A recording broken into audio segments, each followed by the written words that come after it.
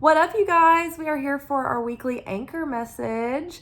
That is our weekly segment where we receive our spiritual assignments for the week. I actually do this post on midday Monday on Instagram. That's where it goes first, and then we talk about it in more detail in our nightly videos. You may not be seeing these videos until Tuesday morning. So if you want to get a head start and kind of get your mind wrapped around these messages earlier, I do our anchor message on Monday, midday on Instagram. The alchemy message I post on Instagram like midday Wednesdays. And then our reflection message I post on Instagram like midday Friday. So I know that you guys see the videos a little later because I don't get to make them until after I come in from work at night. But if you want to read the messages and then look at the photos, that'll give you a lot to think on. Okay, so from the wild unknown archetypes, we've got the creator, we've got Kairos, and we've got the womb.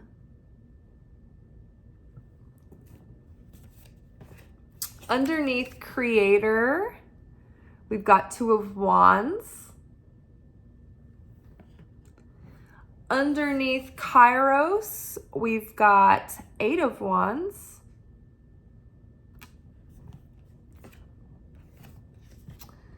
And underneath the womb, we've got Knight of Swords. So, clarifying the creator. Well, first, I want to look at these three groups together. We've got the creator, we've got Kairos, and we've got the womb. So, creation energy in its rawest, purest form. We've got divine timing, and we've got the womb here. Plus the Two of Wands, which is telling us to get out of our comfort zone and move beyond where we currently are, right? So to me, this is like, it's time to give birth to the new reality. Like, this baby is cooked and it is no longer able to, the womb cannot contain this baby any longer. It is time. It is time to give birth to the new reality. We have jumped timelines. And so now we have this amazing opportunity to create the life that we dream of for ourselves. We're co-creating with the divine, right? And we've learned now, and we've been learning to listen to our intuition and trust those instincts when they're leading us and guiding us towards that higher path. It takes the surrender of our ego to get that out of the way, because it's not always very logical or very rational or even reasonable, right? Sometimes the advice that God is giving us and the direction doesn't make sense at all. It seems absurd and it seems impossible, but we just don't have the whole picture. So we have to trust in the dark that everything's coming together. So the Two of Wands is a card that talks about taking the next step into expanding your vision. The young girl here is sitting on the rooftop of her home, and she's looking at the moon, and she has the world in her hands. And so it's like she's gone as high as she can in her current stature, in her current structure. This is her home, but it's like she's looking beyond. She's looking out of this world, out towards the moon and that distant possibility, right? And so she's holding the world in her hands. There's all this possibility and potential here. The world is like her oyster, but she can't make it happen until she leaves the comfort zone, until she leaves the nest, until like the hero's journey sets out away from the village once more to go on the adventure of self-discovery. So the moon is calling all of the undiscovered, all of the unknown, all the light that wants to be revealed to this girl is going to be found in leaving the comfort zone.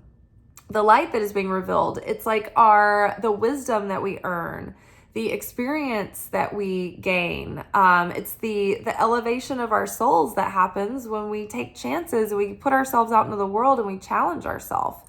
And we challenge ourselves to grow on the inside and grow our lives on the outside. But it doesn't happen until we get out of our current level, until we leave that sense of complacency and stability and we stretch ourselves beyond what we're familiar with, or what we're comfortable with, or what is our routine. And so now it's like, okay, this new timeline, we've jumped, we're here, the new script is like waiting to be written. And so now it's all about, okay, what do I envision for myself? What do I want? Where is my soul calling me? The higher destiny is calling. And as we transform our old selves, the smaller self, the lesser awakened self, that ego controlled self, as we transmute and transform our negativity and we transcend and we elevate, it helps us align with that higher destiny versus the fate that we're handed at birth. It's like when we're born, the astrology that's happening above us makes up our natal chart. And that's basically like a play-by-play manual of who you are and kind of who you will become and what your life will generally be like if you don't try to grow or change or heal.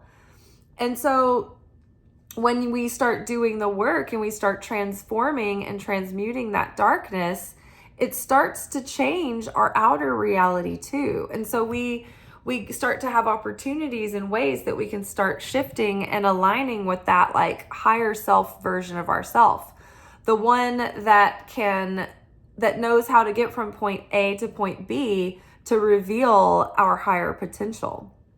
The potential that we have that is like our true unique expression of our soul without the societal conditioning, without the wounds of our childhood or the insecurities that we may have been carrying, for a very long time as a result of, wounds and perceived failures and things maybe not going as we thought they would. It starts to build up over time and create this heavy density that sort of holds us down and keeps us scared and keeps us limited. And even if we do take chances, there's this subconscious block that's kind of thwarting our efforts because it's like this sort of expectation of catastrophe or uncertainty of the success, right? So it's like we've got to do all that healing, and then it starts to raise our vibration again. It starts to shift our consciousness and our expectations and our perceptions. And so then our actions and our choices begin to mature and to elevate as well. And so then we can start building that life, right, with intention. And with that creator power, that creator magic with divine. And then spirit is leading us and we listen to those prompts. And when the timing feels right, we go for it. But timing is often involved too. So it's like that moment where we're like, okay, I know I've got direction now, and now the timing feels right, and I feel spirit calling me. And so I feel like with the 8 of Wands here, there's like two sides of this message. It's like, for one, time flies. And so it's time to get off of our little cabooses here and set out on this next journey. It's time to embark on that next adventure, or buckle down and focus on the next set of steps that you need to do towards your goal, right? We're wanting to get an action plan in place and start taking action. Now, so yeah, time flies and we don't want to waste our opportunity. There's a window of our opportunity right now where Jupiter has conjuncted Uranus and Taurus, and it's all very expansive to our lives and to our abundance and our security. And it can be very like revolutionizing to the current life that we've ever known. But it's like we need to make use of this time and this energy because it's fleeting. It's not going to last forever.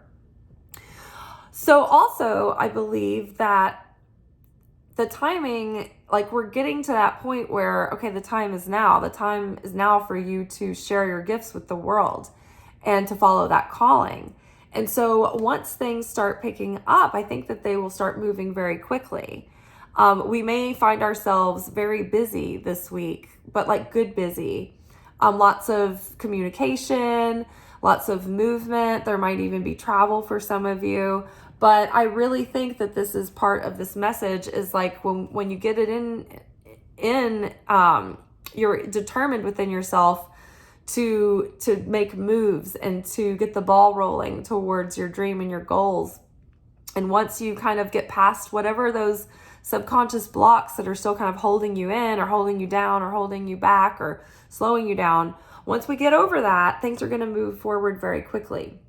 Mercury finally went direct, and we're getting out of the shadow of that. So that will also help alleviate a lot of the delays and just like the cumbersome difficulties that just sprang up that just seem so unnecessary. I mean, every single thing that I have tried to do recently has been 10 times harder and more tedious than it needed to be. I just needed to start like a new Gmail last week for this thing that I'm trying to begin. And it wouldn't let me verify using my own cell phone number because it was like, you've used this too many times. You need to use another number or just wait it out for a few days. I'm like, I'm not waiting it out for a few days.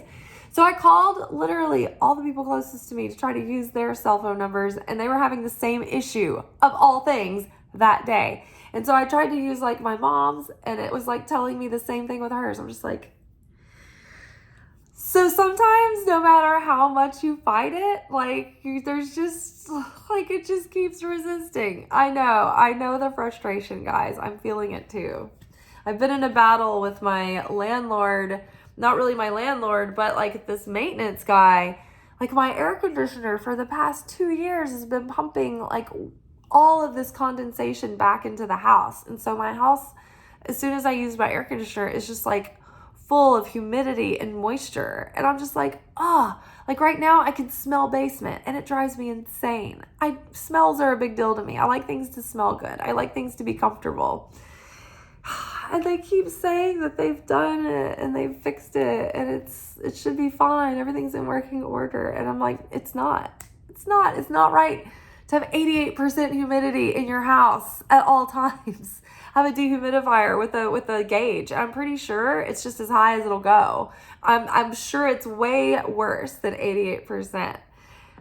And then my maintenance guy tells my landlord about this. And my landlord's calling me. He's like, we sent someone by to fix it. I'm like, first of all, I haven't seen anyone come by. And second, and I had to like go into it with him, and I'm getting all these tables in my restaurant, and he keeps trying to mansplain how like, no, the maintenance guy already explained this to me. And I'm like, he's giving you excuses and lies to cover himself. Like, I didn't want to bring this to like my landlord. I told him that. I was like, I was trying to deal with this guy directly, but like he went to you. So like, this is what's going on. And I'm like at the end of my rope. So like, y'all, I get it. Hopefully things will start moving forward very quickly and we can get past these blocks and these delays and these things. I'm going insane. Whoa. So yeah, labor pains, the womb. It's time to give birth to this. Like, it's like we're being reborn, right? And we're giving birth to ourselves.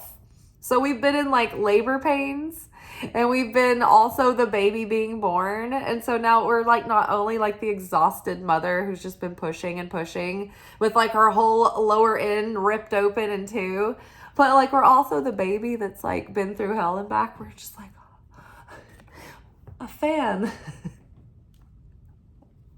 Just feeble. I understand. I'm so with you. And here with the womb, it's like we've planted these seeds. There's so much potential. There's so much life that is wanting to come through. And now it's coming down to putting it out into the world, expressing this in a way that is compelling to others. I don't know if I did a very good job at being a Knight of Swords today. I was trying to hold in the fury, but it's hard to, especially when you're like, so you're telling me that like I have no hope again. Like I am so tired of putting in these maintenance requests. You guys know how much free time I don't have. Y'all know.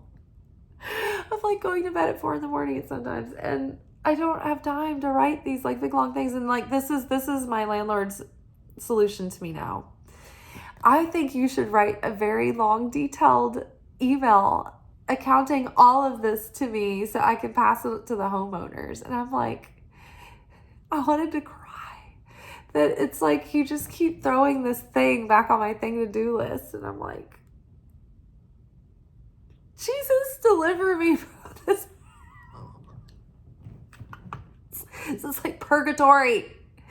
But the Knight of Swords has like the courage of her convictions to express her ideas into the world in such a way that she's compelling, and people are like, yeah, I see where you're coming from. I'm getting the message, It's like maybe you have something that you need to advertise, or maybe you need to approach leads and you have to do cold calls, right? Maybe you need to do some email marketing. Maybe this is about like creating some content to put out into the world. But whatever it is, this has to do with the way that you are communicating and delivering your message in a way that's going to carry forward this dream, this goal that we are giving birth to. So the knights in the suits are all about the action and going after and like the building stage. It's like the going out and discovering and doing the research and doing the boots on the ground kind of work. Once we get to the queen and the king, they're more established within their creations. But the page, they're all about learning, right? And communication. And the knights are about going out and making it happen and going after something to explore and discover, or bringing out a message, or going out on behalf of the king to spread the word to the kingdom, or to carry out a task. So I feel like for some reason I just want to read the female Knight of Swords, because in this particular deck they have a unique way to describe her. For me, usually with Knight of Swords, it's a lot about like seeing detail and then like being like, I'm a fast moving person. I'm jumping. So, okay, that's another thing about Knight of Swords, is that that's the fastest moving knight. The Knight of Cups is trotting along and he's having a romantic, whimsical time. The Knight of Pentacles is going ever so slowly, just like one little step at a time, taking forever. The Knight of Wands is sort of galloping about and he's kind of like moving fast, but he's like passionate. He's kind of like impulsive, kind of fast. But the Knight of Swords, like when he sees something that needs to be done, he jumps on the task and gets it done. My God, send me a Knight of Swords to fix my maintenance issues, please. So it's about seeing what needs to be done and enthusiastically jumping in there with like helpful hands and like doing it until it's like the task has been annihilated. Like they are so zoned in on the details and doing things precisely. Very like Virgo like type of energy in a way. But also the Knight of Swords can be a little bit blunt and, a little bit sharp with their words because they're not quite as finessed as the King and Queen yet. Okay. But in this particular deck, the Knight of Swords is a feminine. So let's read. Let's see what it says. This female Knight of Swords is flying on a feather through a rough, stormy sky.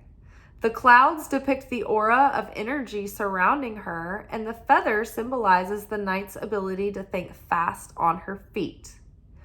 The news excerpt on her dress relates to women's equal rights, a cause she is battling for.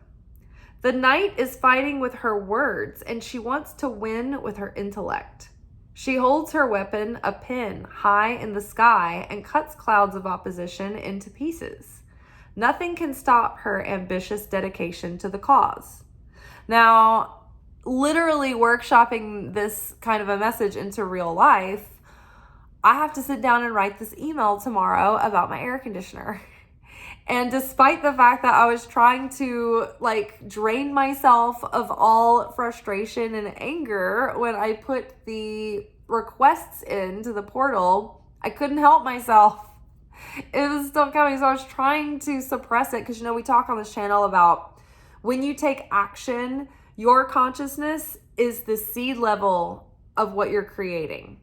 So if you take action in a consciousness of negativity, whatever you create will have chaos in it. So I wonder if I were in the best mood ever and the most spiritually generous state and had just put in just the facts, if it would have been handled. I don't know. I've been doing that now for 2 years though. So I was like, yeah, I think I need to be assertive. But you can't have anger. You can be assertive. You can even sue someone, right? But you can't bring your emotions into it. You can't make it personal. You can't make it angry, right? Just for an example. So tomorrow I'm going to have to write out in detail the whole narrative of the last 2 years of the saga of the air conditioner to explain this to someone, to get them caught up, and so that hopefully they'll just buy a new unit. Now, I'm also worried that no one has thought about the fact that there's also a possibility that this unit is too large for my house and that maybe it's overworking. I don't know. But this is that night, right? I have to be the one to take up the cause, women's lib, and seriously, I just want to hold the door open for me, please. So I have to be the one now to detail this out in a compelling way that communicates clearly and gets everybody, in a positive frame of mind to find a solution, working together. It's always easier to do this if you haven't lost your temper already. This is why it's so important to pause. Why is this in my movie? But then you come to a point with people where you're like, okay, well, how, you have to set a boundary sometimes and you have to be assertive. And then you're just like, well, I don't know, let the chips fall where they may. But it's better if you're not pussyfooting. If you assert yourself, it's you have to just sort of own it and not double back, right? Because it's the energy. You need to be solid and certain in your energy. Now that does not mean, don't interpret that as be bullies and bulldoze over people and then stand by it no matter what. It's just sometimes when people who are not great at confrontation have to assert themselves, it feels very uncomfortable and you want to immediately apologize. But it's you can't do that. You have to maintain the backbone and not take it back. Even energetically speaking, when you put something out into the universe, you have to do it confidently. You can't give the universe mixed signals and be like, oh, I'm sorry, I take it back. It's no, you need to assert yourself with confidence and own what you need and what you're asking for with authority.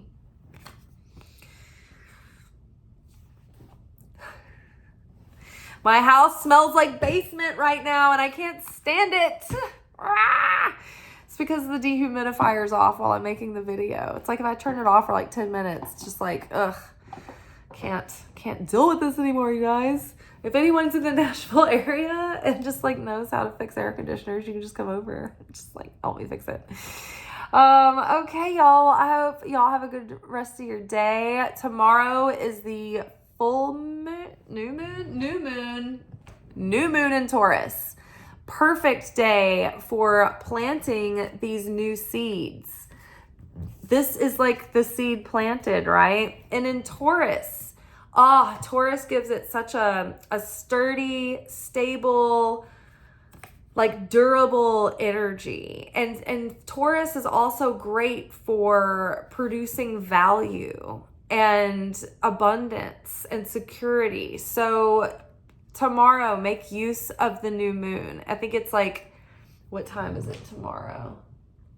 It's at 8:20 Pacific time, which would make it 10 o'clock, 10:20 Central, and then 11:20 Eastern Standard Time.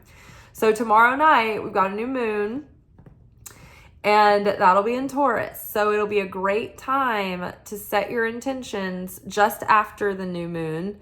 Maybe do some journaling. It's always great to clean your house or do like a nice salt bath, but we want to get clear on our intention on a new moon and write those intentions out, speak them aloud, and then write down 3 action steps that you intend to take during the next 2 weeks during the waxing phase that you're going to take towards those particular goals that you set out to manifest.